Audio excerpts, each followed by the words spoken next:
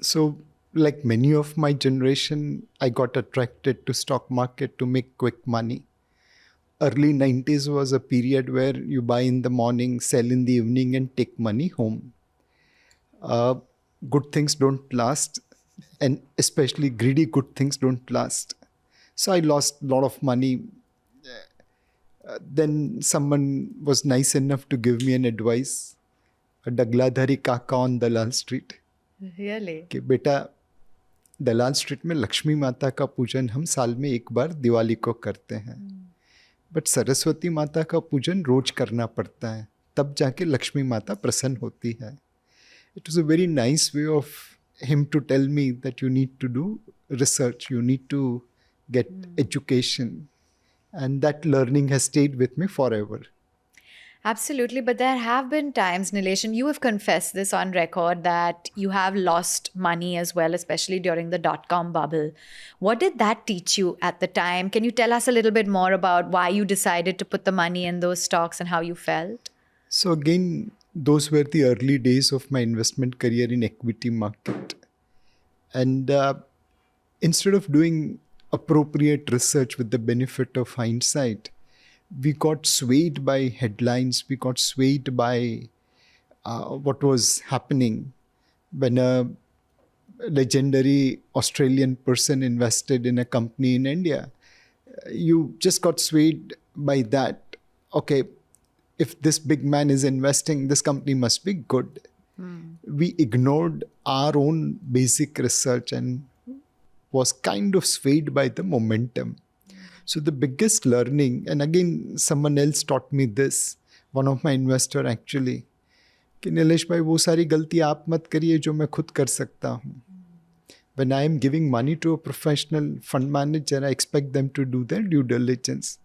Otherwise, on tips, I can also go and buy. And that again has remained with me forever. Today, we don't get swayed by news. If we don't understand, we are humble enough to accept that we don't understand. We may lose an opportunity by not picking up momentum, but we will only invest in real businesses where we have done our research and where we are confident about our findings. Okay, fair enough. I will ask you about what that research is pointing towards. But first, let's talk about the overall market. Last year, pretty much nothing for the equity markets. 2026, I think everyone's saying we're bracing ourselves for volatility. What is your best advice? What does one do? So again, you don't invest in equity with 1 year view.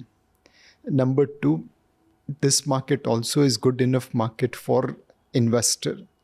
But if you're expecting 30% return in 1 year, that's not likely to happen. If you are happy with high single digit, low double digit return on a compounding basis, please go ahead and invest. Okay. So that is the expectation for this market for how long? See, we are trading at about 20-21 times forward earning.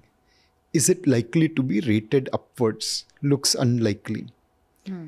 Your returns will be linked to the corporate earnings growth. Okay. Now, the longer term corporate earnings growth will be your real GDP growth plus inflation. If we assume 6% real GDP growth and 4% inflation, you know what your nominal profit growth in the corporate sector will be. There will be periods where it will be higher, there will be periods where it could be lower, but net, that's the kind of profit growth you are looking at. Your returns will be ballparked around it. Okay, so about this 10% earnings growth, and so muted returns is what you're expecting. Whatever earnings growth, that return, more or less. Of course, markets are a pendulum. They swing on pessimism when everyone is fearful. They swing on greed when everyone is optimist. So there will be ups and downs, but broadly the longer term trend of market will be linked to earnings growth. So what is it that you're advising one does in a market like this? If they say that I want the higher returns, I don't want to go in for this muted sort of a return, what do you do? So I just ask them, what is your definition of high return? And most of them will say, Nilesh bhai, 15% to milna chahiye. And I said, why are you judging 15 as higher?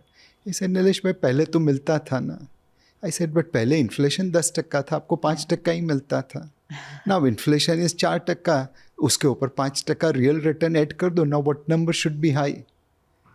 I think everyone understands. Okay. But people take time to accept. Okay, so you've clearly accepted it.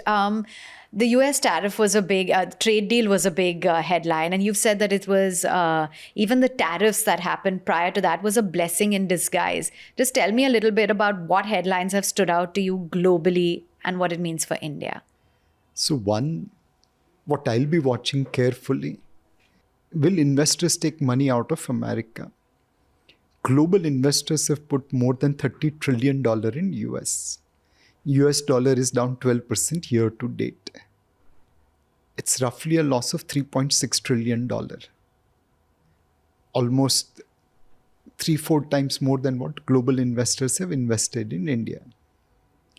Now, after that loss, will people take money out? If they take money out, money will flow from developed market into emerging market. Second, within emerging market, the largest market is obviously China. Then India, Korea comes nearby. If Chinese markets are doing well, quite likely that money coming out of America will go there. In last 20 years, Chinese markets have gone up 5 times and fallen 5 times. This is 6th time they are rising. They are doing well undoubtedly. But their focus is on investment, not on return on equity. The earnings growth of Chinese market in last decade is about 10% in renminbi terms. At the same time, Indian corporate earnings growth is about 150% in rupee terms. So will China repeat history? And instead of going up, can their market correct?